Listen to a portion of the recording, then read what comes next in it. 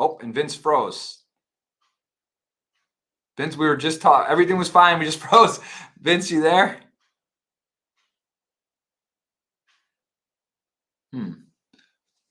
I lost you, Vince. I don't know if it's you or me. I hit live and it froze. Can you hear me? What's up, Marco? I see Ghost is here. All right. Well, I have to redo this. Let me see, guys. That's never happened before. Good to see you. We were just talking with Vince, and then he just froze. Can you see him or no? All right, he froze. Guys, good to see you. First of all, we have 3 day twos today. 2 on Party Poker, World Poker Tour.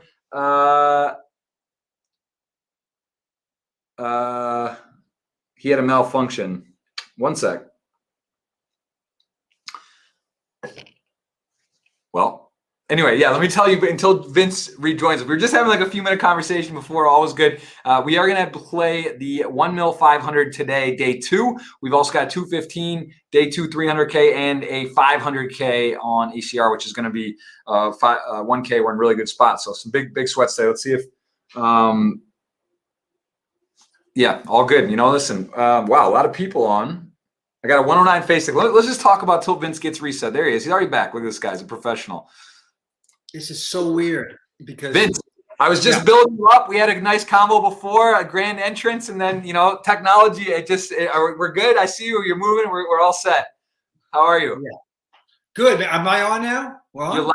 You are live with the people. A lot of people are already waiting. We got a bunch of viewers on. They got questions. We're going to cover a lot, and I know you got about an hour, so I do want to hit a lot of topics. Tell me, Vince, how are you? First of all, I'm good. My computer's not that good. It's a weird thing. It goes for half full, and then it immediately shuts off. Right. So I knew that. It's okay. I've had it about 3 years. Right. It's a laptop. I knew that, and then all of a sudden, I said, I'm going to if I put the charger in, it doesn't go to half full. It'll stay. So I put the charger in, everything's fine. And then it disconnects on me, the wire, right? Long, boring story. So then I put it back in, and it shuts off in the middle again. I look down, I put in the wrong wire. How about that? Wow. You know, listen, honestly, it's in poker, in life, there's variance, right? Sliding doors, one little thing, you min raise, you click a button, you go all in by accident, you move stuff happens. There's no guarantees in life. I like to say nothing 0 or 100. So look at that. It's all good. We got you here now, Vince. All set. We're ready to rock. We got a 109 giveaway from Party Poker today, World Poker Tour phase ticket. So please, guys, get on Twitter, retweet, ask your questions for Vince. We will spend some time at the end. And first off, though, Vince, we got a lot to cover, man. Tell us a little bit about who you are. If you know poker, you know World Poker Tour. You can't say World Poker Tour without Vince Van Patten and Mike Sexton. Rest in peace to Mike. I want to spend some time. I know you guys were super close, and you've known him for 17, 18 years at least, just on the show. So we'll set some time to cover that. But those who may not know you somehow, give us a little bit of background on yourself, and I could build you up. I want you to tell me from start. Give me a rundown of a little background. In a nutshell, for the poker players who like to play the next hand, we like to move on, play fast. I was an actor. I was a kid actor. I did old shows. Then I became a professional tennis player when I was 18. I was never a good junior player. I was lousy, got beat up by everybody. Somehow God made it happen for me. I believe that because I got pushed around so much that all of a sudden I turned into the top 25 player in the world. And I was the ATP Rookie of the Year in 1979. I went on to play 10 years in the top 50 in the world, top 25. So I had a great life in tennis. Okay, that was one of my lives. Went back into acting in Los Angeles, kind of was washed up, couldn't really get arrested. Wrote some films, wrote some projects, and got married, have 3 kids. In the 90s, played a lot of poker, had a home game in Los Angeles that became one of the biggest cash games in the world. And I started that game. I didn't take a rake. I just played. I always just like to gamble. So I'm really a cash game player.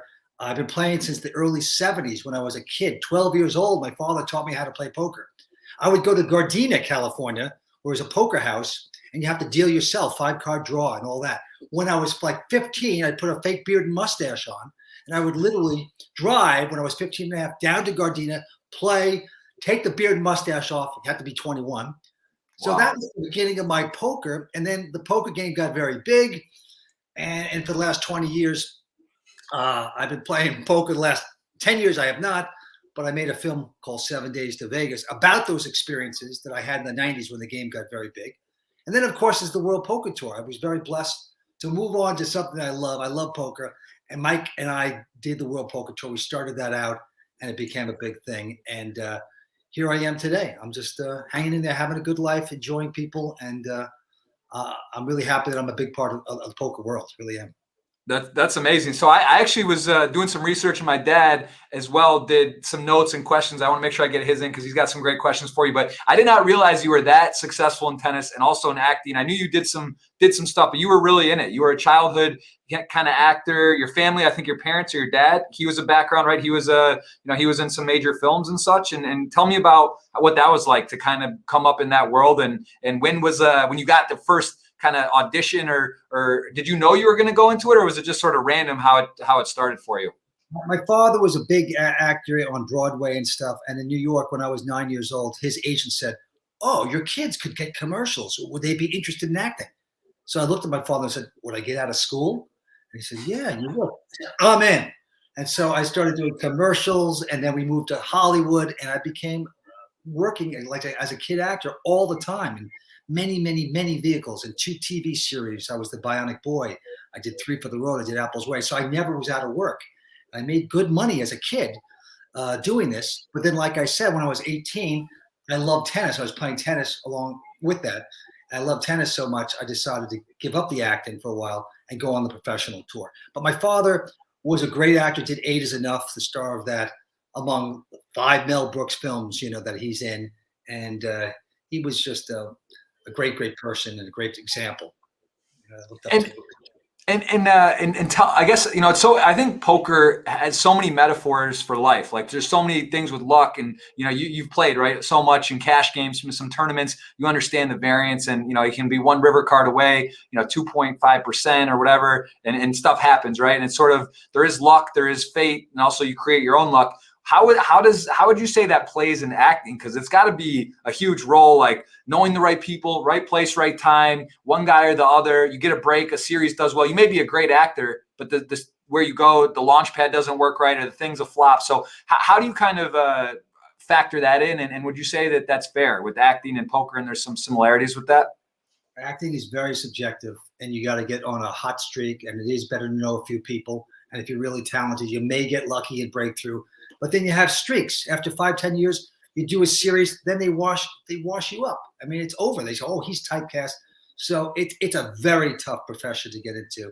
That's why in the latter years, when I couldn't really get work as an actor, I said I got to write my own projects and direct them and produce them, and that's what I've been doing because it's that tricky. I do love making movies. I do love being in front of the camera and behind it.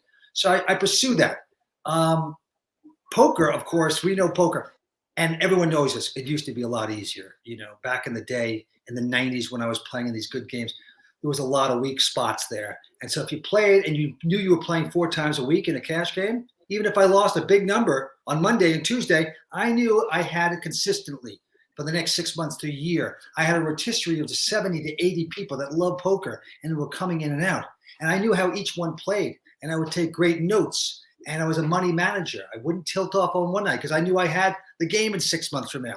So it is a business too, but it's a little different today. I'm sure you're doing it well, and tournament players do it well because they know there's this tournament and that, and if they're that good, they will beat that variance.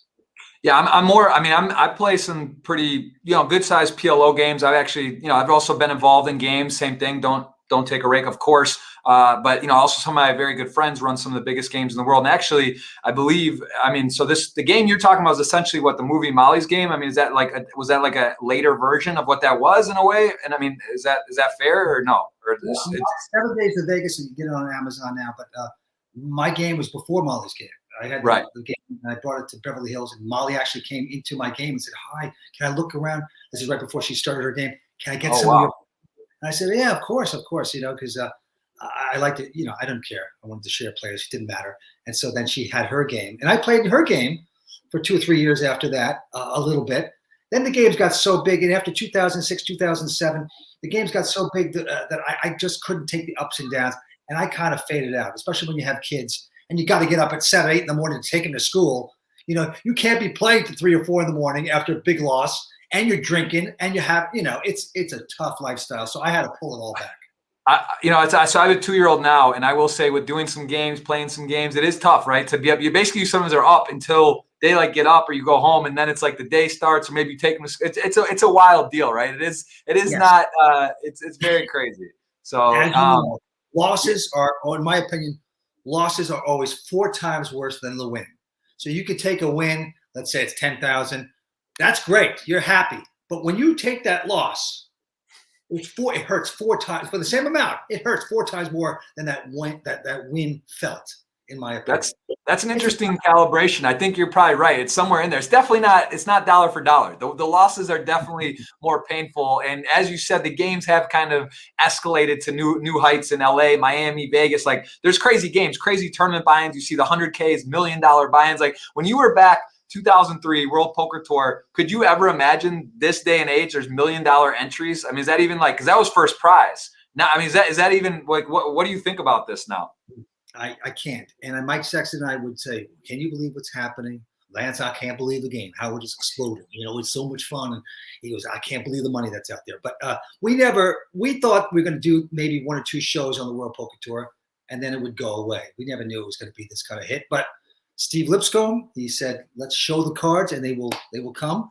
And he was right. So once you saw the cards and see the genius behind poker and the guts players have to have, that's when it hooked people.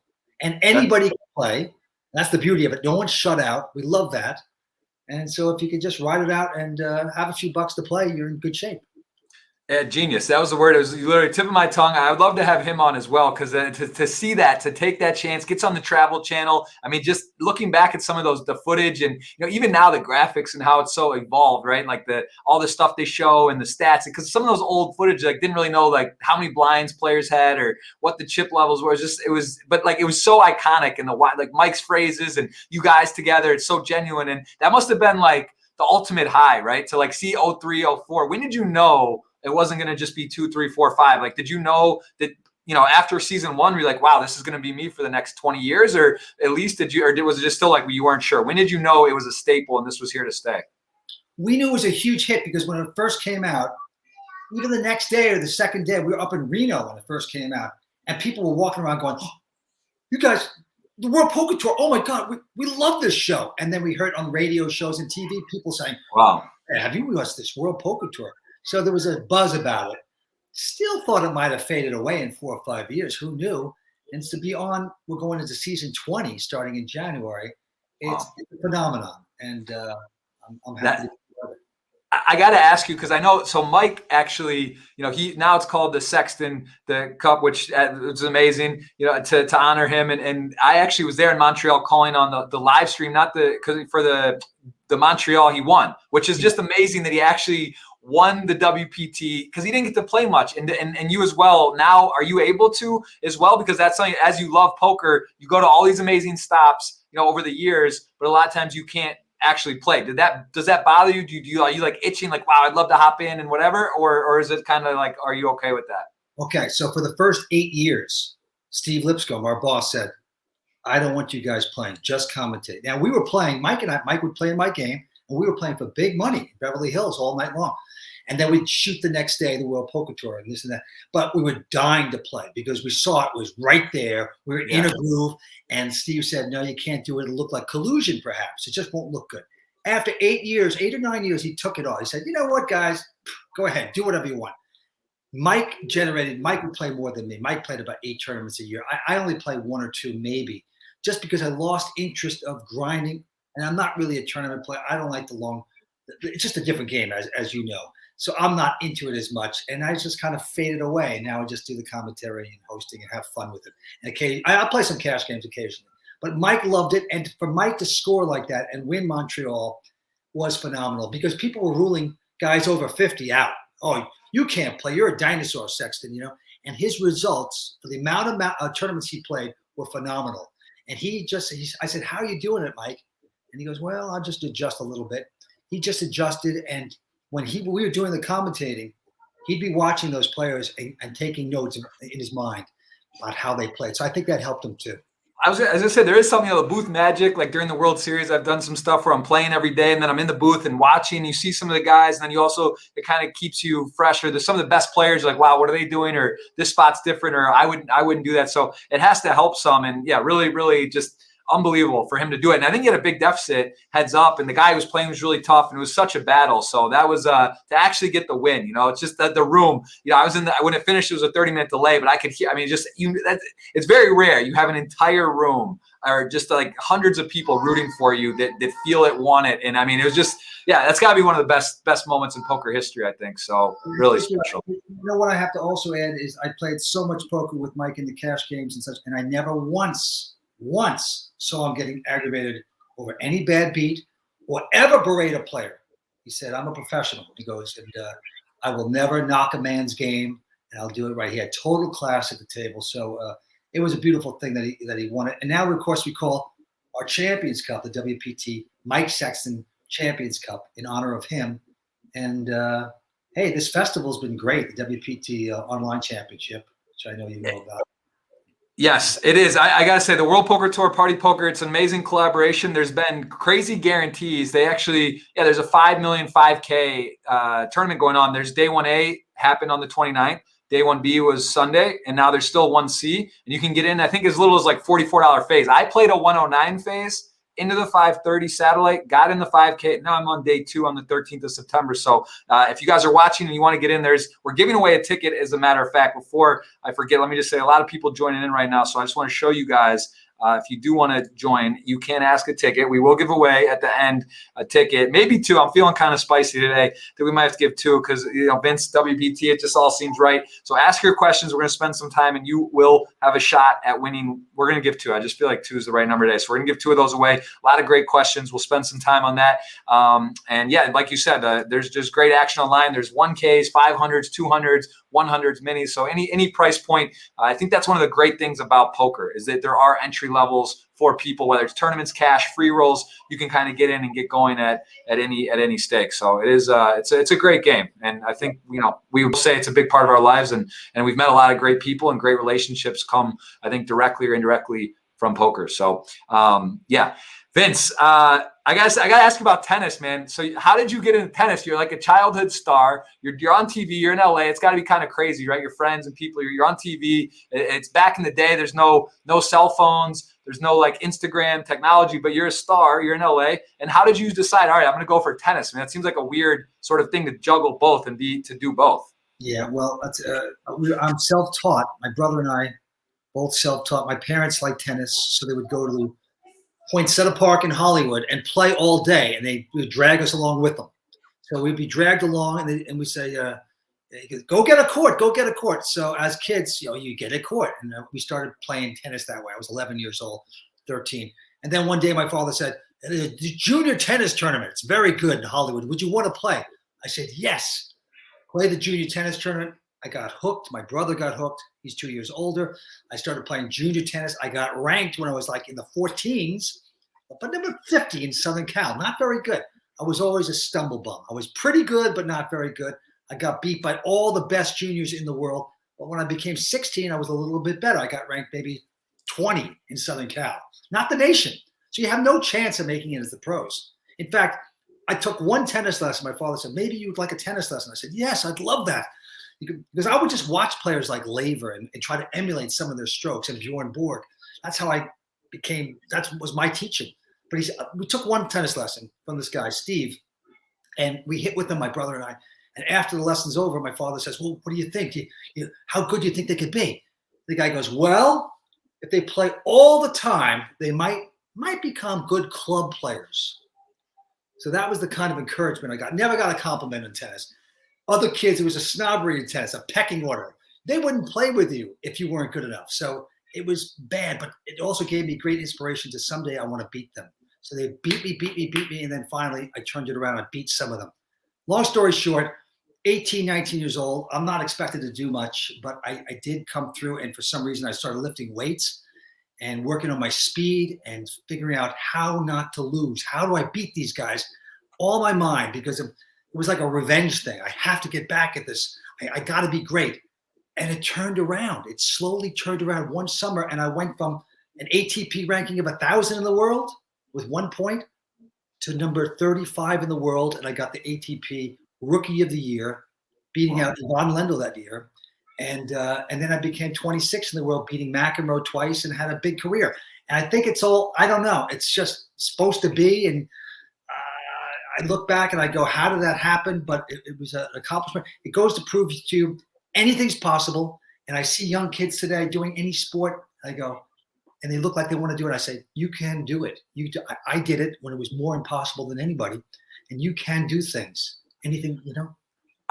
It's pretty amazing. I mean, that's what I want to understand is like, so you actually, I saw you were in Wimbledon, you were in I think the French Open doubles you were playing, and you were beating, I mean, what was it like to beat McEnroe? How old was he when you beat him? Because I mean, that's pretty insane. I mean, it's one of the biggest names in tennis. I was like 24 and I was 24, and I beat him in the biggest indoor tournament in the world called the Seiko in Japan in the semifinals. He only lost, I think, 5 matches that whole year, and I beat him 7-5, 6-3.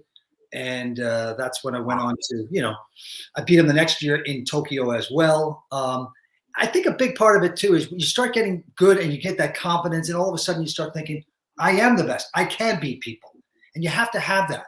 But it comes from winning and winning smaller matches and getting that confidence. And then eventually, if you're thinking right, you can beat. Everybody is beatable in this world, in any sport or any game, I believe. If you put your mind.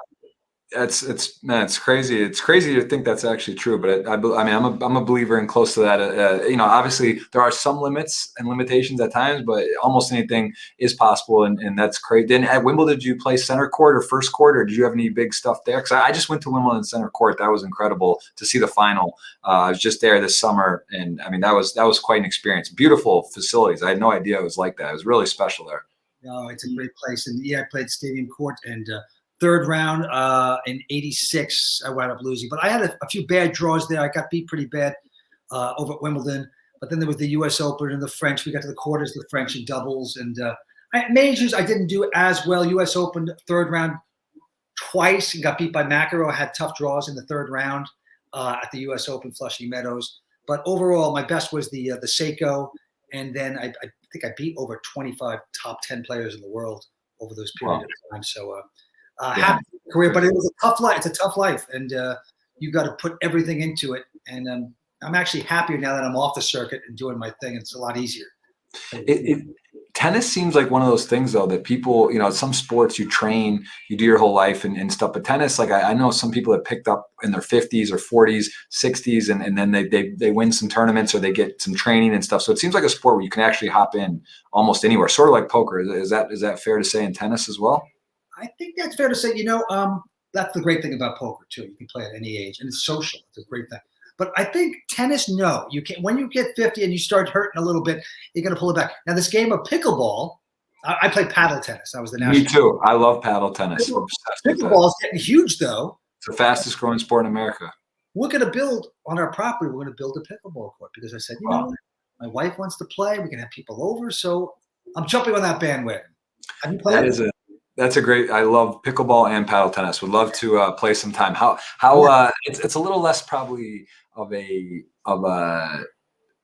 skill different, like in tennis, you know, it's sort of, I would attribute that to like playing 10 or 20 blind turbos than like deep stacked, right? Like if me and you played tennis, probably going to crush me, but maybe in pickle or paddle, you know, it's a little different. It's also tighter and less movement. So it's probably a little bit easier, the skill gap, I would imagine. I don't know if that's true, but it seems that way, right? Like I don't really think about tennis. It's the fairest sport there is. There might be one lucky break or two per match. The better player will win 99% of the time.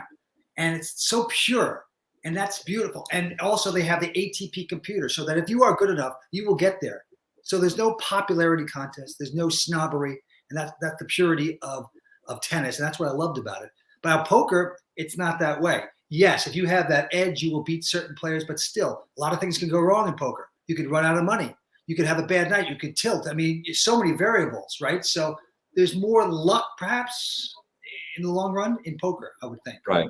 And how was McEnroe in defeat? Like guys like that, like for the first time, were you already kind of established, or when you beat him, did he shake your hands like, wow, nice playing? Or was he kind of like, just like, you know, he's like, is he kind of like, whatever, I got unlucky, I was tired, you know, kind of attitude, and just walked off? Johnny Mac was insane. The biggest competitor ever, him and Connors. These guys wouldn't give you spit, and for good reason. They worked their ways up there. They had that. They were the biggest in the game, and if you came on the court with them, they thought they were going to beat you. And if you had a tight match with them, they would do anything to maybe distract you. All gamesmanship. That's cool. And Johnny Mack tried to do that. And listen, I played him 5 times. I beat him twice. I lost him 3 times. So other times he crushed me, and he was just better. But there were some tight matches there, and he pulled all his stuff. But before the match, I said, I'm not going to let one thing get to me. When he starts doing his thing with the umpire, I said, I'm going to be so strong mentally. I'm going to walk over. I'm going to be like a Zen thing. And that's why I got through that and didn't let him bother me. Now, Johnny Mack today is great. He's a good guy. We're friends. He's doing a great job with commentary. So it takes 40 years, but after a while, you get over it. You guys are good now. That's cool. What if you could choose winning a tennis tournament to a poker tournament? What would you think is more fulfilling? Call a major, like a World Poker Tour. I mean, say a different series, because World Poker Tour is the pinnacle. Let's say you win a $500K or $1 million. Let's say $1 million. You get to win $1 million tournament in tennis or poker. What do you choose? I would have to say both would be wonderful, but I think the tennis is more rewarding because you earned it. You are the best that week. No one gave you. There's no luck involved, and you take it home, and you're at the superiority of your athleticism. So I think I'd choose that even over a poker tournament. Okay, that's honest. I like that. And what about being known as you could be known as one of the best actors of all time, best poker players, or best tennis players of all time. And you've kind of done a little everything. You're sort of in everyone. Where are you going with that? Well, you can have. I got to put you on the hot seat. You can have the acting. Who cares about that? There's much better actors than me, obviously. And I respect great actors like Nicholson. I mean, it's just brilliant. But it's too subjective. So you could be a great actor that doesn't even work. So that's throw out the window. It would be, look, to make it as a great poker player, like you have, and like Helmuth is doing, and Mike Sexton did, and these guys, I give a lot of respect for them, especially because when they get older, they're not given that much respect. So I give a lot of respect for that too. But overall, if you make it in tennis, you deserve it, and I think that proves the most. All right, fair enough. I'm just trying to feel out your tennis love. It seems like you got the real love. That's close to your heart. That's all fair. I got to ask you, how did you get selected for the World Poker Tour? Because you have background, people, you're doing the high stakes game. Did you and Mike know each other before this? But like in 2003, when did you actually meet Mike? I met Mike because I used to go from '88 on. I would go to the World Series at Binion's and play it. Okay. Money from this and that. And I met Mike in '90, and he was very nice. Introduced myself to Mike Sexton. He knew me because my father was an actor and all that. And then I had my game going, and I didn't see Mike for 8 or 9 years. And then my father used to do the World Series when they didn't show the cards, like in '96 and '97. No one watched, right? But my father, Dick Van Patten, would do that. And he couldn't do it in '98, so they said, would your son Vince like to do it? We know he's a poker player. But he was doing it on ESPN, or for who? Yeah, ESPN.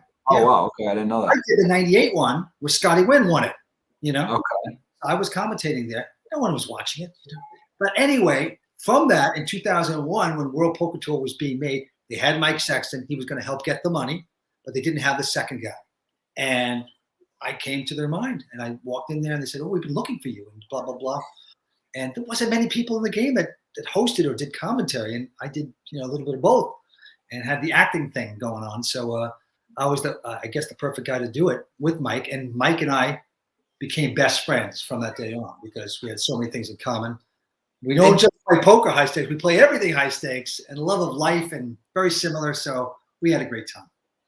And so so I get it. You were skeptical. So when you heard we're doing World Poker Tour, Mike's raising the money or helping, and you're doing this thing and this project, like you said, I guess could be 1 or 2 episodes. This thing could just be a dud because you had seen commentary and you just couldn't know how big the whole cards might be because it's hard to really know how that could work, or if they could even pull it off, if it could be done, in real time, done the right way. There's logistics on how that's done. And I mean, look at some of the, credit to the World Poker Tour and some of these other organizations that really keep security tight, do a good job, because you see at Stones and some of these other scandals with Possible and other things, right? There is sort of ways of that it could be compromised. So that's probably a big big question as well that was on your mind. So very cool. And then you guys, so you started the World Poker Tour and you were traveling. What's some of your favorite stops over the years? Because I know they're generally the same, but it rotates. And the first ones were some cruises. Tell me a little bit about some of these early on tours. Well, Aviation Club in Paris has to be my favorite. I mean, we were going to Paris on the Champs-Élysées. Aviation Club, where the side games were incredible, as you know. And they played these crazy games, and everybody was in every pot. So you get lucky that night, you won a fortune. It was great. So that would be my favorite. And then, of course, we started with Borgata and then Hard Rock eventually. But I love LA, LAPC. I mean, so many great stops. For some reason, poker is in the big cities that are a lot of fun. So it's been great.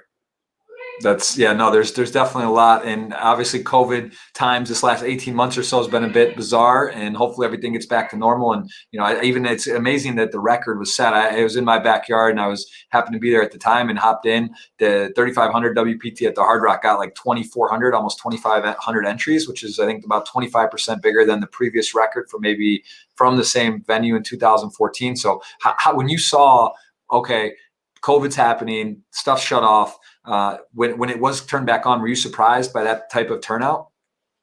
I had a real fear that maybe this was going to shut down. Who knows? If this thing is bad enough, people may not want to go back in the casinos. And then we saw the plexi plane and playing behind that. And I said to myself, I'm never playing poker with that.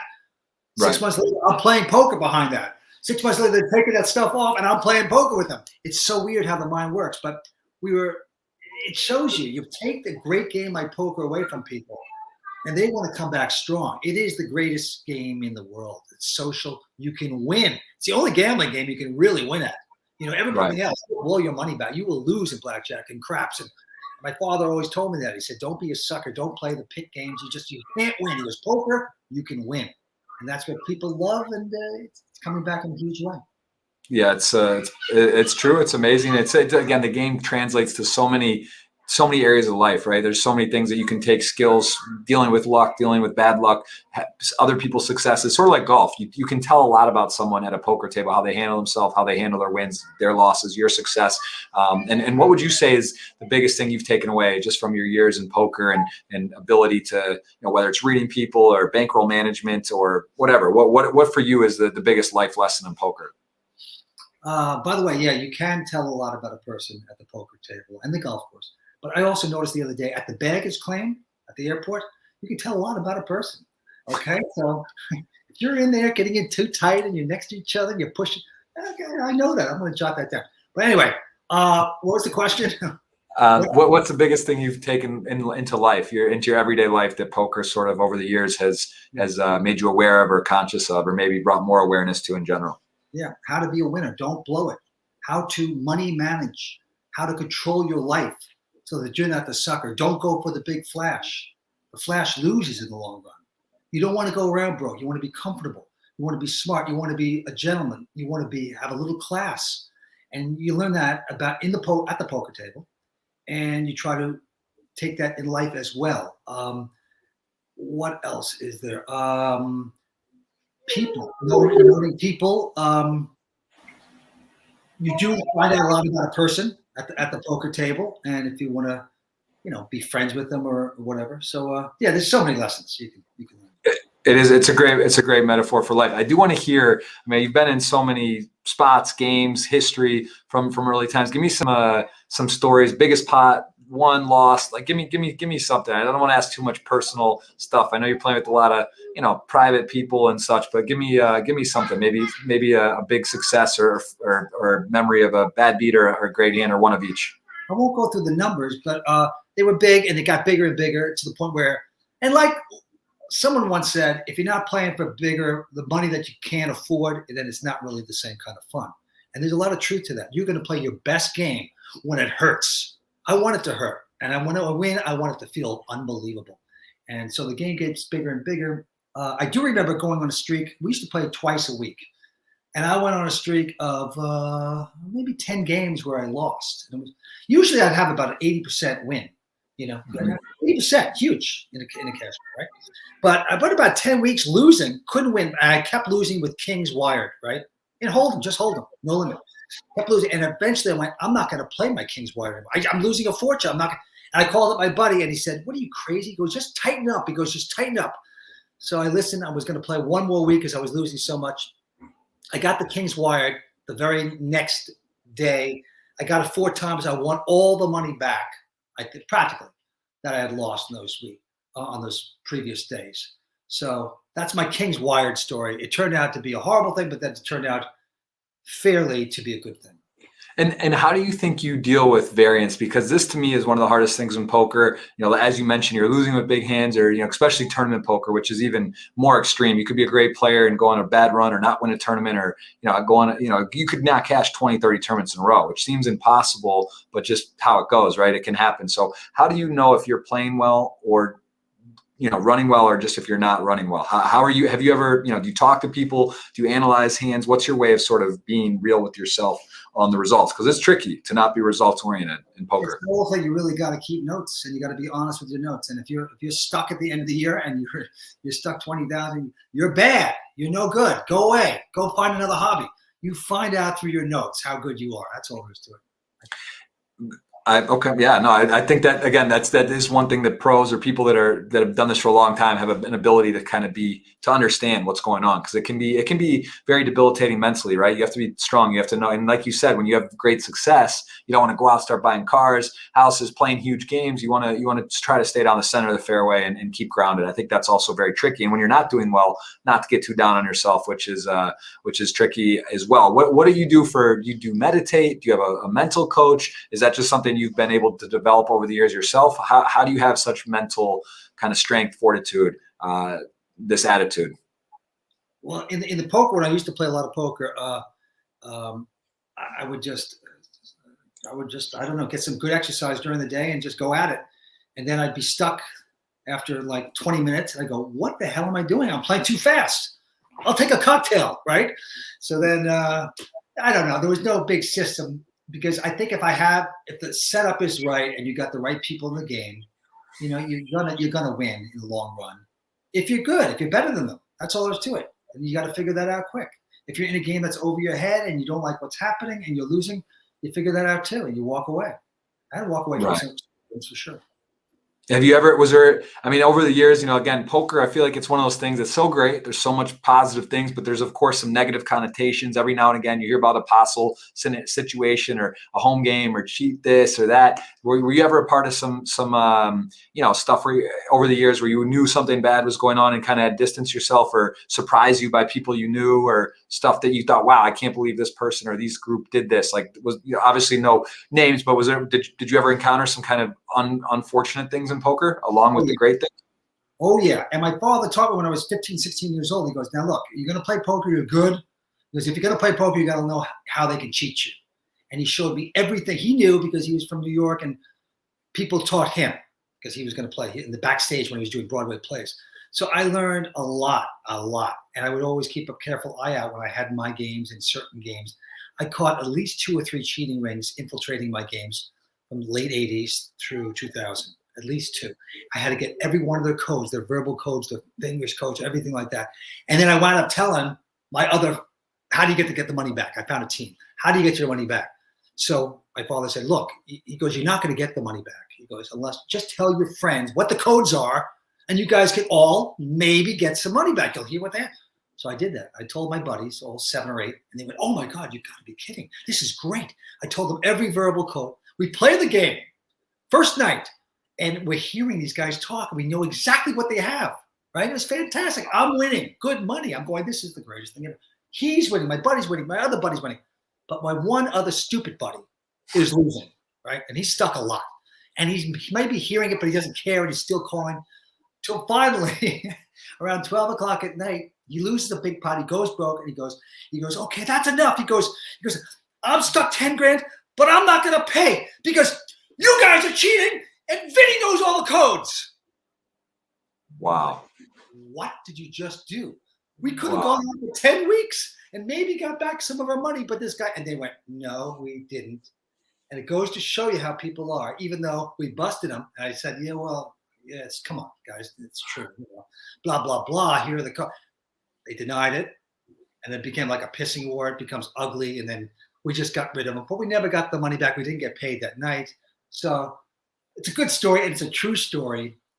But that's the only thing you can do. But I always keep my eyes out for games that seem too big and something could happen if I don't know them really well. You got to just protect yourself. It's a long shot. Most games are very legit. 99% are probably legit. Nothing's going on. But you got to keep it right, Jeff? Yeah, no, I've same thing. I've been surprised and crazy. You know, you got to be alert. I've had 2 situations in my career that were pretty significant where it was shocking and have had, you know, it's a headache. So like you said, you want to be aware, you want to always be alert. It's also why it's good to not be drinking and, you know, pay attention and know that anytime there's money, right? Business, poker, whatever, people like now it's NFTs, right? Crypto, huge space, huge opportunities, a lot of stuff going on. Everyone's a crypto expert. Everyone's selling NFTs. And it's like, you gotta keep your head on a swivel because it's really, you know, it's a bit overwhelming, right? There's a lot going on there. So, you know, whatever's hot, there's going to attract some, you know, I guess I don't know another way to say it, low life or people looking to angle and cheat you. So you gotta be careful. Do you have any thoughts on crypto NFT in general? Are you following this stuff? I mean, I know there's some, they're just new next subject, or do you like it? I wish I was in. My brilliant partner, Tony Dunst, got in early, as you probably know. And he's always walking around going, it's doing good. And about 6 months ago, I said, Tony, I'd like to get into this action. You're doing so well. He goes, I'll help you. He goes, you don't have to have the key. I'll set you all up. And I was this close to doing it. I didn't pull the trigger because he's in Vegas. And then it went up, way, way up from 20 to 60. And then it's back. Yeah. I'd like to get in. I don't understand it. I'm at that age where you can't explain to me. I won't figure it out. But how about you? You must. I like it. I'm a big believer in it. I'm working on a couple projects as well as the crypto punks. Have you heard of these things? These icons. All right, we'll have to keep talking about it. It's actually my icon on Twitter. If you take a look at my avatar, that's one of crypto punk. So just to give you this is a rabbit hole. I'm just going to tell you real quickly to give you an idea how crazy this is. So this particular thing, now they're doing penguins and rugs and rocks. There's a $1.2 million Ethereum rock, which is a JPEG of a rock. There's a whole 1,000 of these that are selling for, you know, 300 grand or more. Mike McDonald, I'm sure you know Timex, right? So he posted last week or 2 weeks ago on Twitter, and he said, I'll pay you right now, anyone who wants. I'll pay you today. So you could bet Mike, I don't know the maximum, but let's just say 10 grand. Keep it simple, right? Mike will give you $10,000 right now. Okay. He'll just hand you 10 grand.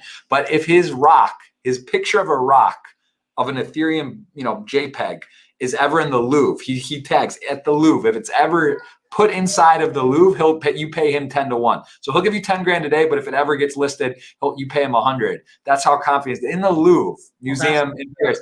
So so my brother-in-law donated, he gifted the first ever CryptoPunk, which I can show you guys right now. So look, this is the avatar right there. Okay. This thing is one. So this little picture here, this is one of 10,000. So in June of 2017, okay, hear me out. This is crazy. You're not going to believe this.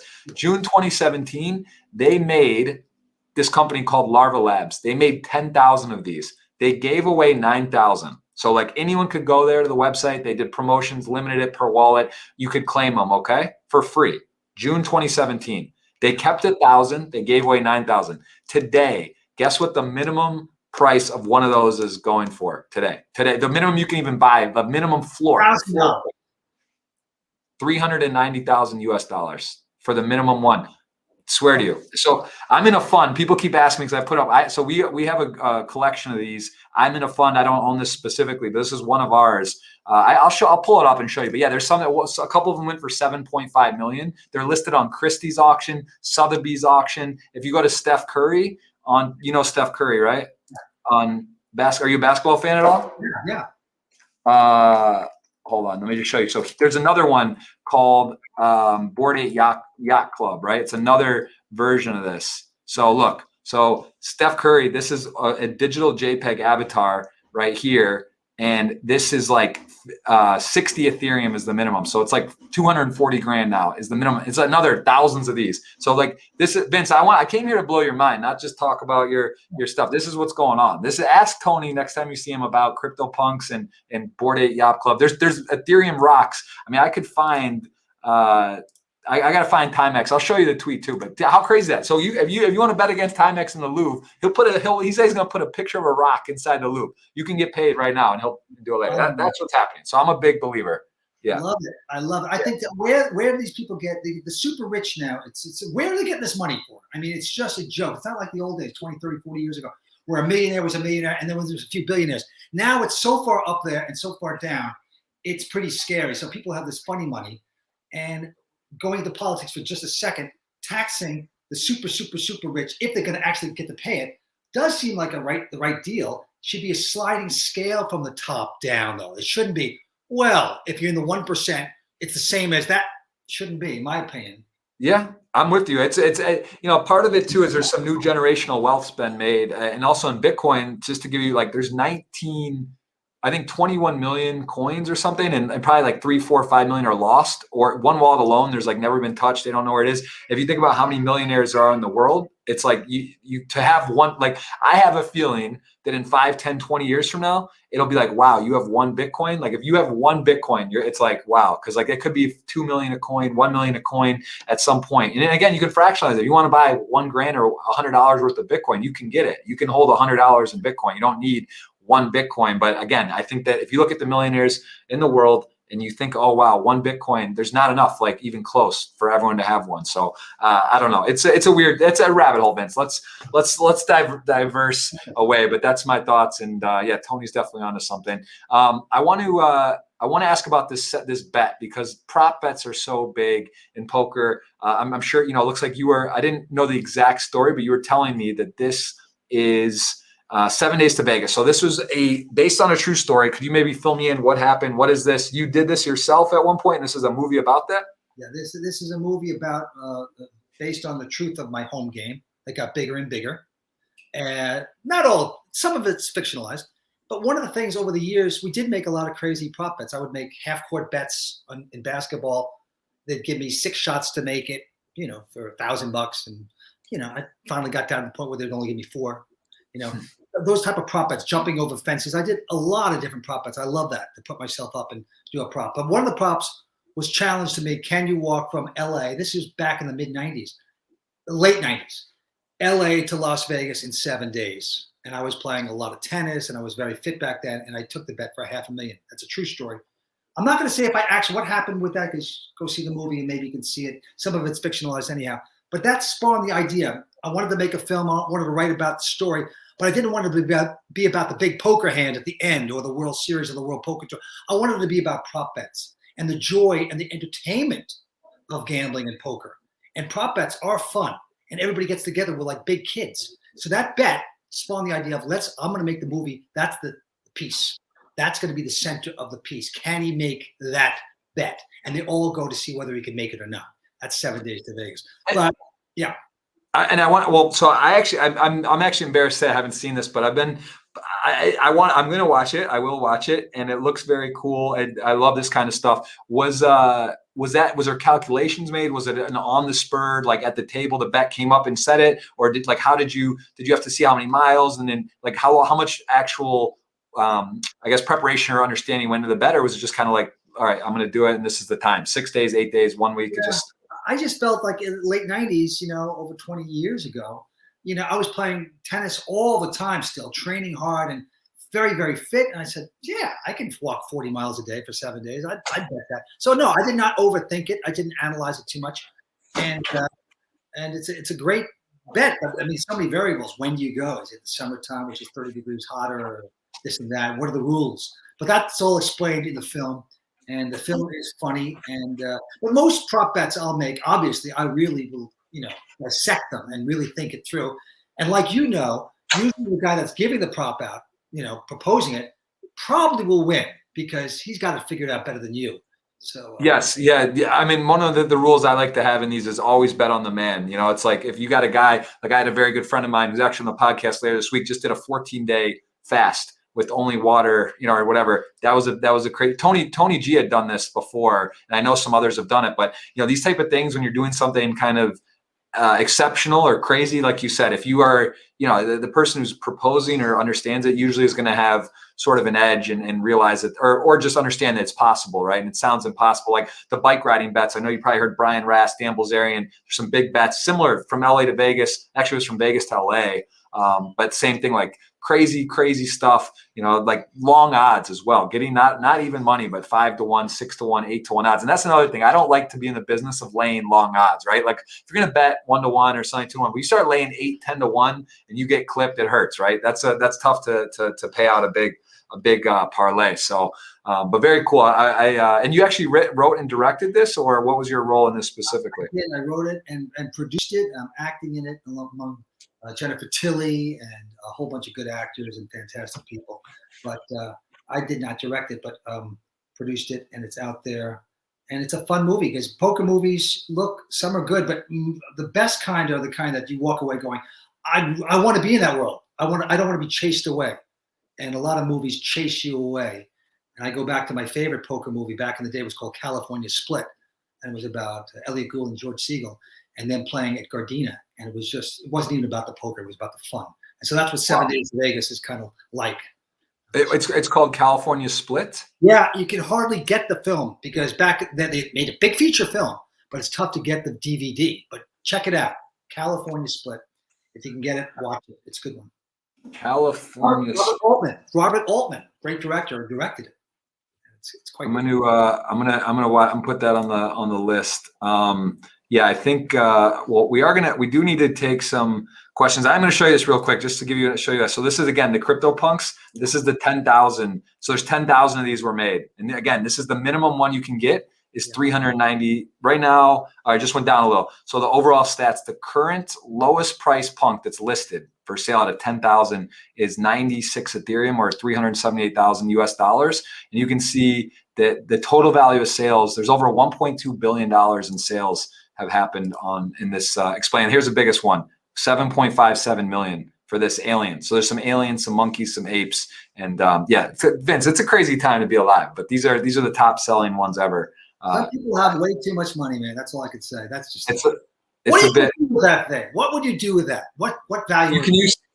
Well, it's similar to having Bitcoin. I mean, it's just an asset. You can have, you can hold it, you can display it, you can use it for your avatars. I mean, it's going to be the new verification, right? It's hard. It sounds silly saying out loud. I don't even really want. Don't make me be that guy for the poster boy for NFTs.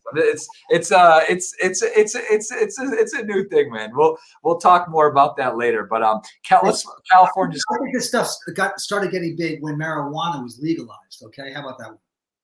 I think that's true as well. Listen, we're in wild times, man. It's a crazy time to be around right now. That's for sure. Let's make sure we get some questions here. So I want to shoot over, guys. Remind you that you do have a chance for the 109 phase ticket today. Also, a week tweet is out with the schedule. Got Darren Elias, man. I know you know Darren Elias. Give me a little tidbit on this guy. 4 World Poker Tour titles. I think another second or third. I mean, the guy he's dangerous. He's tough. What's your experience with doing his final tables? I love Darren Elias. I like his attitude. I like his class. He's guy is humble. He's there. What is he? 50, 60%. He's cashing. So that's a superstar player. I mean, you can't deny that. It's just a great, great player.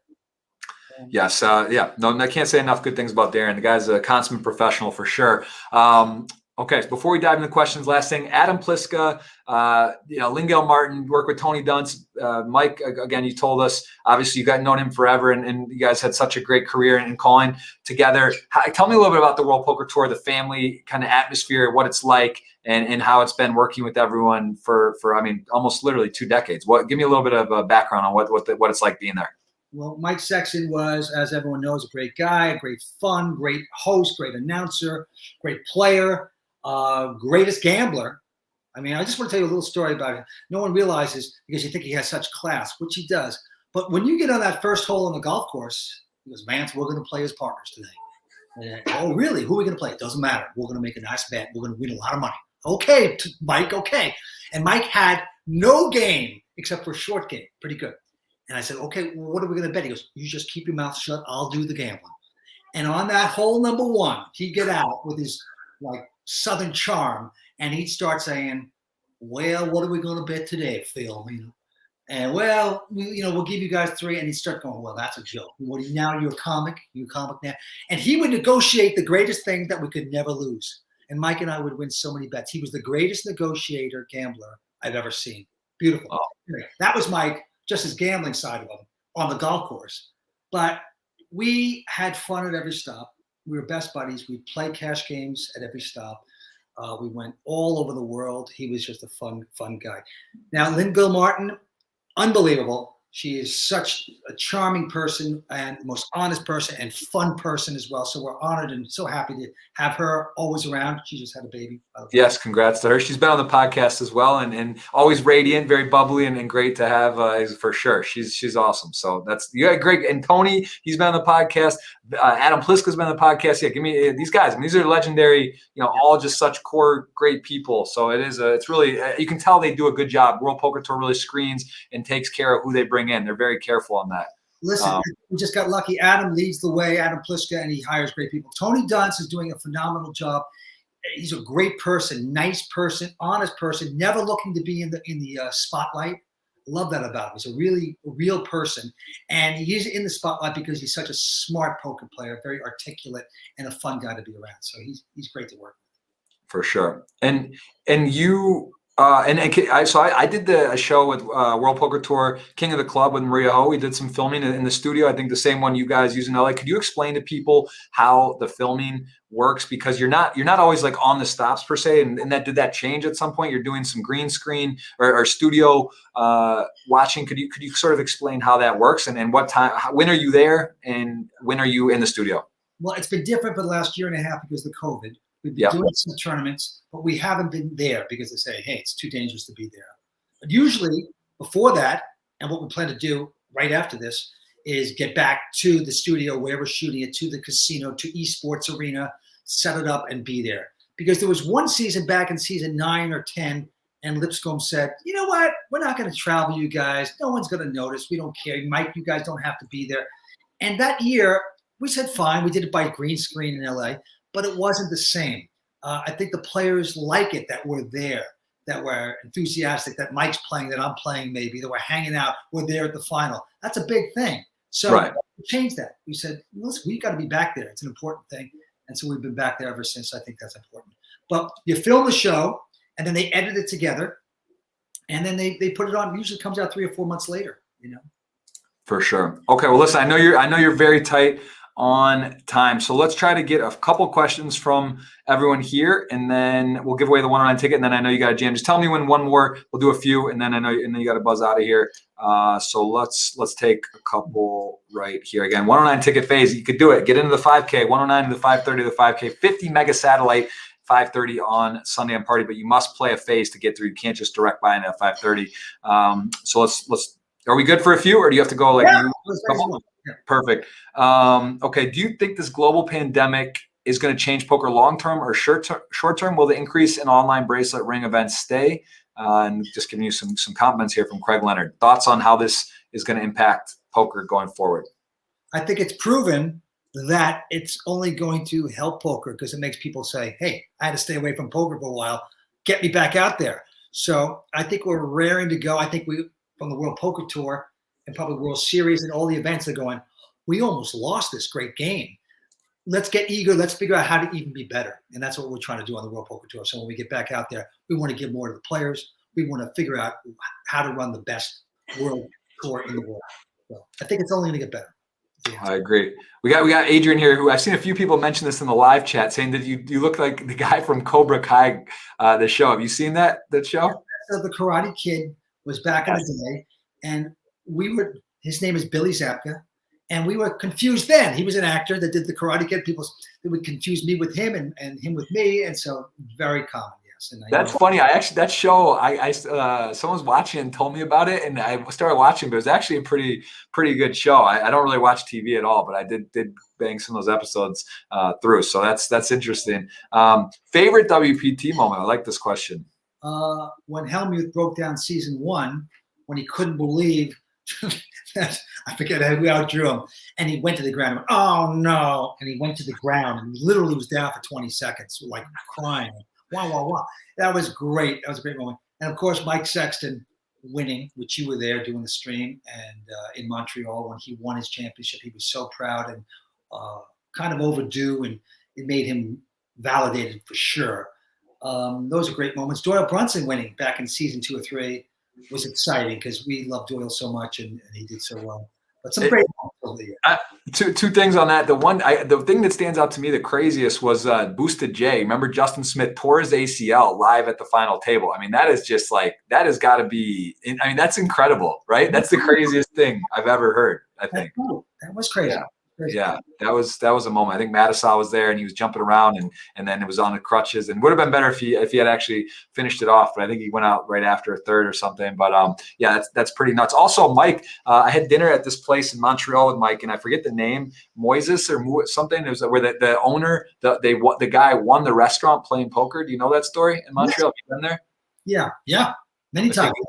You're right. It's called Moises, but I'm not sure the name. But that's pretty, that's the kind of stuff, man. Who can imagine what's really been won and lost, boats, ships, other things in different countries culturally, what might happen. There's some serious money and powers exchanged hands over poker over the years. Who do you think is the poker GOAT? The word GOAT gets thrown around. There's a lot of big names in poker. I mean, who's your poker around Mount Rushmore? I saw Poker News just put out their 4 the other day. Who, if you had to put 5 names? You know what?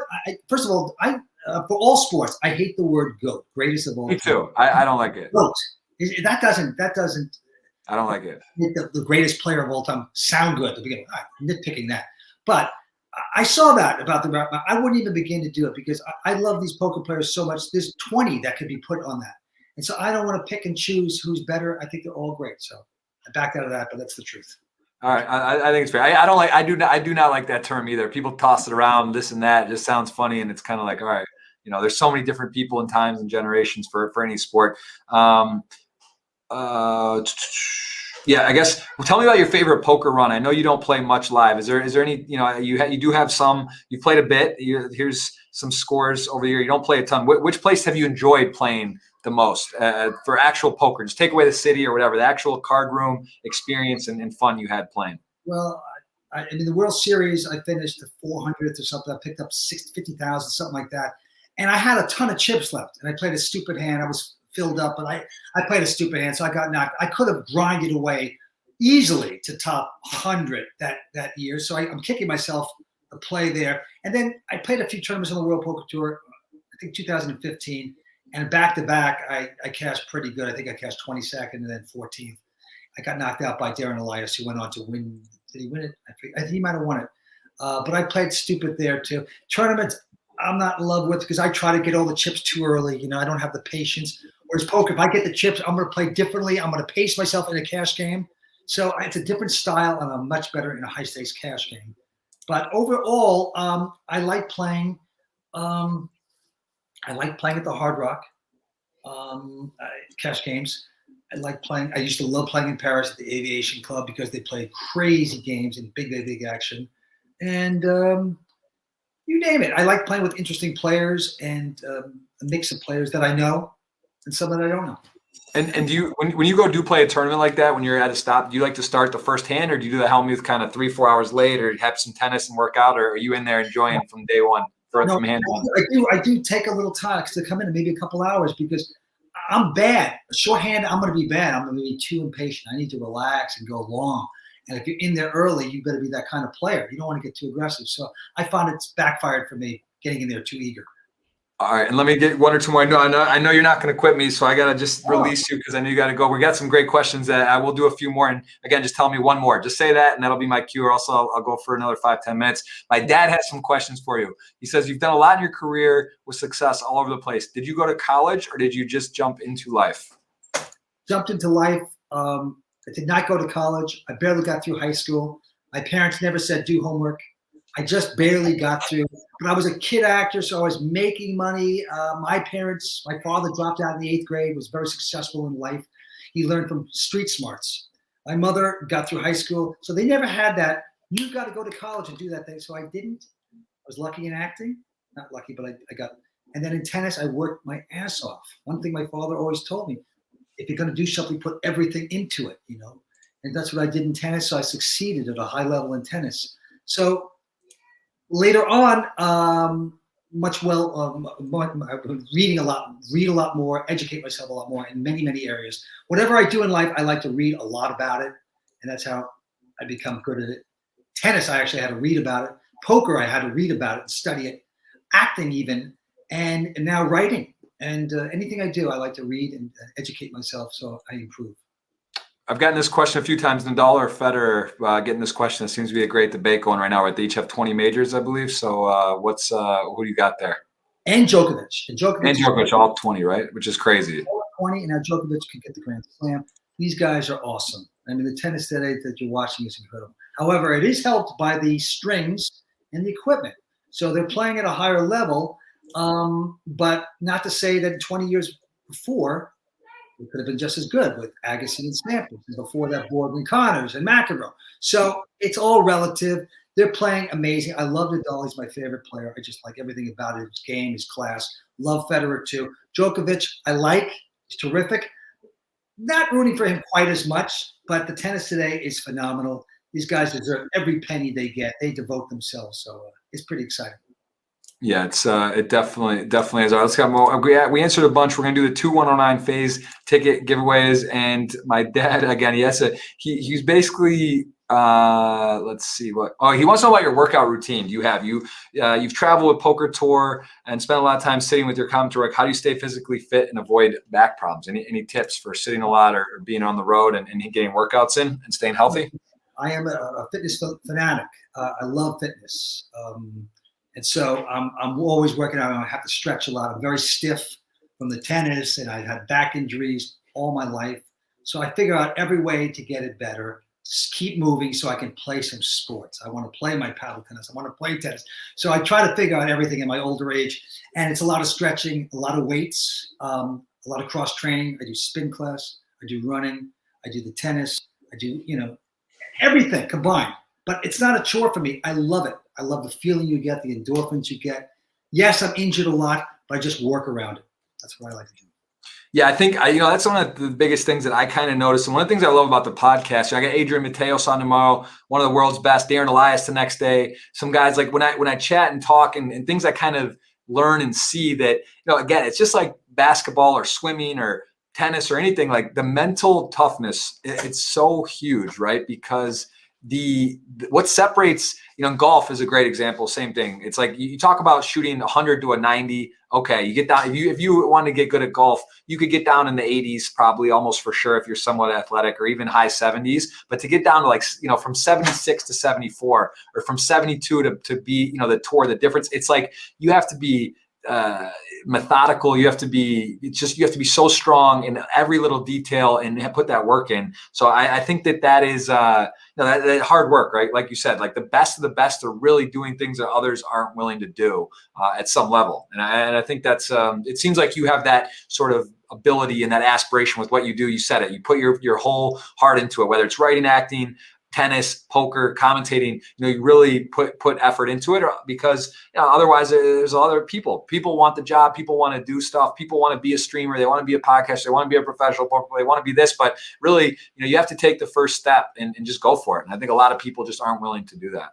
I think it's also about a diet too. I mean, I have to watch my diet. I love food more than anyone. I'm like one of those foodies. They call them foodies now. But I work out, so I deserve that food, that great restaurant, that great steakhouse. I work out really hard, and I sacrifice all these other things all day and all week and all month and do my workout so I can get that. So there's a reward at the end of the tip. So that's my mentality is I'm sacrificing to get a great reward.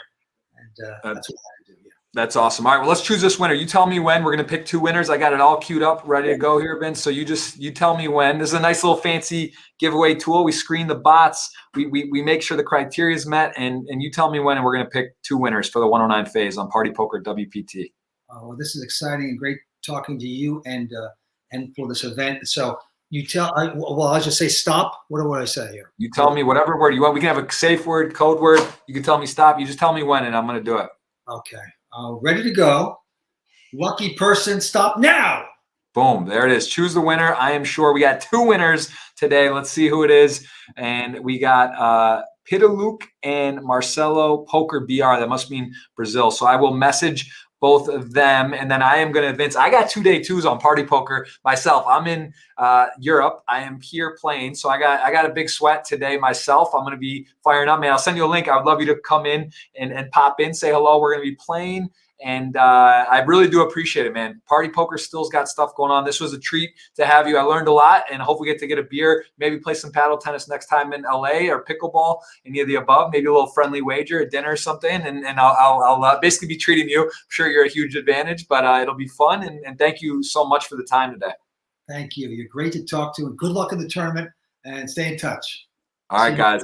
Thanks a lot, Vince. That was Vince Van Patten, the man, the myth, 2003 until 2021, currently World Poker Tour Season 20 coming up. He's been alongside Mike Sexton for so many years, but of course, Mike Sexton, had given up that to Tony Dunst, and now Mike's passed away. Rest in peace to Mike Sexton. Tony Dunst now alongside Vince Van Patten. A lot of love for the World Poker Tour. Again, Party Poker and the World Poker Tour are having events until September 14th. I am on 2 day 2s today. I have 2 day 2s next Monday as well for the 1K and the 5K. Today is a 2:15 and a 5:30 knockout tournaments. Very excited for those. 1 6 max, 1 regular. $1 million guaranteed in the 5:30. So that'll be fun, guys. I hope you hang with me. I'm going to go offline, and the next 30 minutes will be live. So that's going to be cool. Vince, really did appreciate that. I'm going to send a raid over to Matt Staples, and then we'll be clicking back live, guys. So that was amazing. Phil Locke, one of my very, very, very close friends. Love to have Phil on. That's definitely possible. Jennifer Tilly